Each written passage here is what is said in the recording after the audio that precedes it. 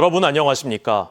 오전부터 강원 북부와 영서 지역을 중심으로 많은 비가 내리는 가운데 비는 모레까지 이어질 전망입니다. 강원지방기상청에 따르면 오늘부터 내일 사이 강원 내륙과 산지는 30에서 80mm, 많은 곳은 100mm 이상 비가 쏟아지고 동해안도 10에서 50mm가 내리겠습니다. 특히 오늘 오후부터 내일 새벽 사이에 내륙과 산지는 시간당 20mm 안팎의 매우 강한 비가 오는 곳이 있겠습니다. 바람도 강해 오늘과 내일 사이에 순간 풍속이 시간당 55km 이상 부는 곳이 있겠고 동해 중부 해상에는 최고 4m, 먼바다는 최고 5m의 큰 파도가 일겠습니다.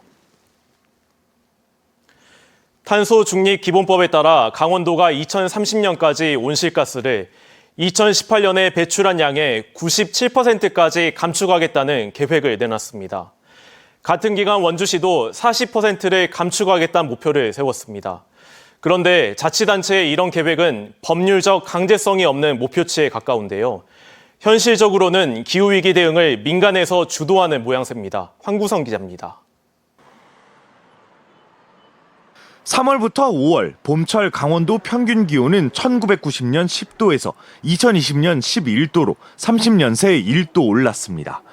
평균 상대 습도는 4.7% 줄었습니다.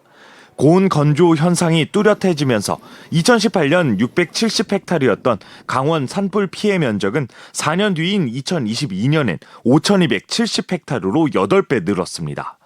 기후위기가 산불 피해 증가의 주요한 원인이라는 게 전문가들의 분석입니다.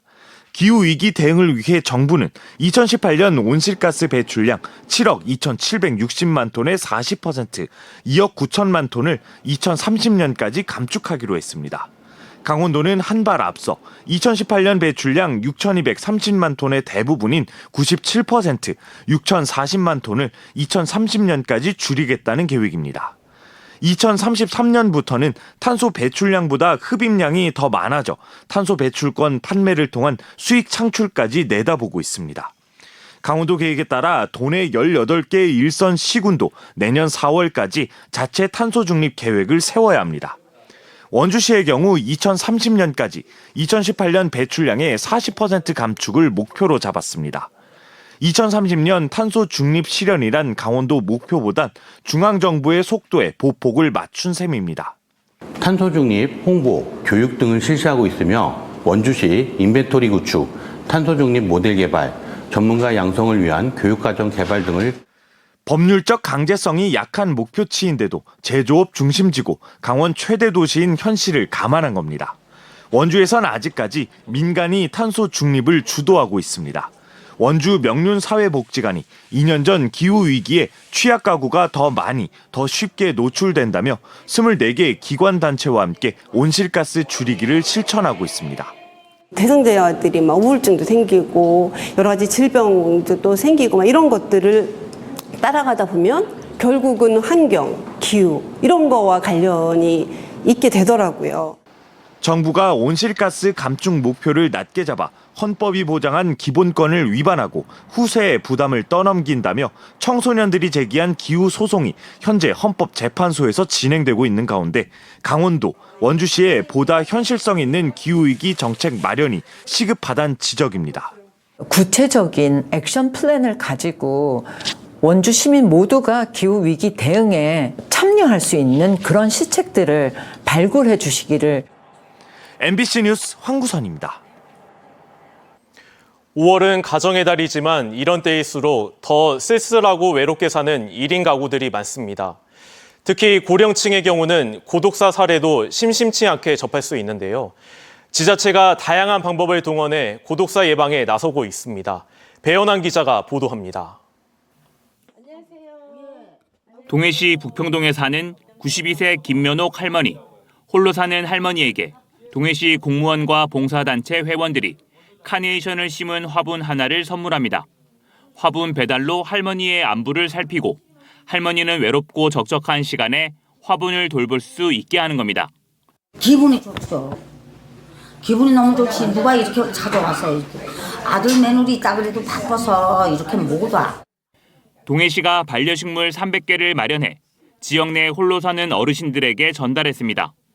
또 우유 배달 사업과 사랑의 1분 전화로 어르신들의 안부를 살피고 있고 응급 호출기와 활동, 화재, 가스 감지 센서 등의 가정 내 장비를 통한 안전 확인과 일상 돌봄 서비스를 제공하고 있습니다.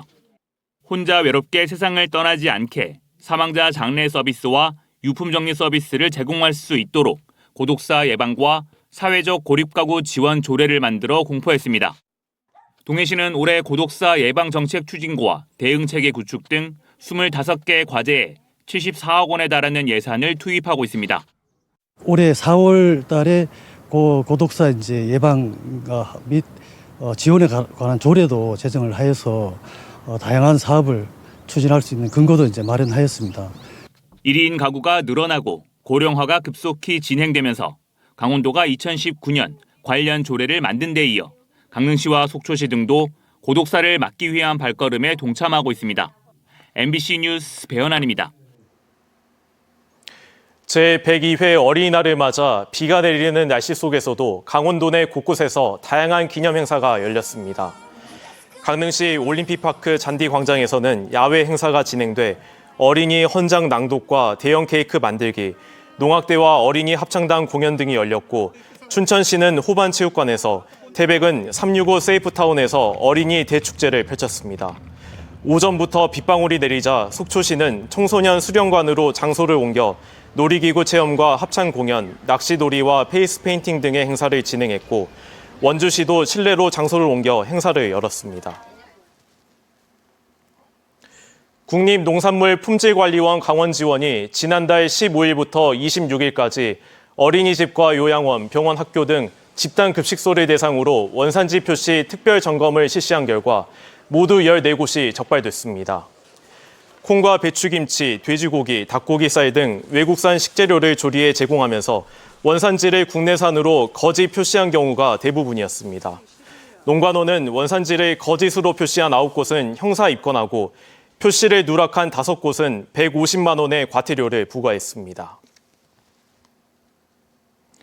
오늘 새벽 0시 30분쯤 원주시 소초면 흥양리의 한 창고에서 난 불이 2시간 반 만에 꺼졌습니다. 이 불로 창고 한 동이 전소되고 창고에 보관하던 건축자재가 불에 타 소방서 추산 5억 5천만 원의 재산 피해가 났습니다. 어제 오전 7시 55분쯤에는 양양군 강현면의 우사창고에서 불이 나 창고 일부가 탔습니다. 고성군 수동면의 비무장지대에서 난 산불은 사흘째 이어진 가운데 오늘 강한 비로 완전히 꺼졌습니다. 영농철을 맞은 강원 지역에서 농기계 사고가 잇따라 발생했습니다. 어제 오후 5시 40분쯤 춘천시 동면 상걸리에서 40대가 몰던 트랙터가 3m 아래 수로로 추락했습니다. 이 사고로 운전자가 트랙터에 깔려 심정지 상태로 병원에 이송됐고 함께 타고 있던 70대 아버지도 부상을 입었습니다. 오후 6시쯤에는 화천군 상서면 산양리에서 60대 남성이 농경지 수중펌프 작업을 하던 중 승용차 뒷바퀴에 깔린 채 크게 다쳐 심정지 상태로 병원에 이송됐습니다. 프로축구 강원FC가 수원FC와의 원정 경기에서 2대1로 승리했습니다. 하나은행 K리그1 11라운드 경기에서 강원은 후반전에 선취골을 허용한 뒤 조진혁과 정한민이 잇따라 골을 넣으며 승리를 거뒀습니다. 이로써 강원은 올 시즌 리그 경기에서 4승 3무 4패를 기록하고 있습니다. 강원FC의 다음 경기는 오는 11일 오후 7시에 열리며 춘천홈에서 대전 하나시티즌과 맞붙을 예정입니다. 이상으로 강원 뉴스 마칩니다. 고맙습니다.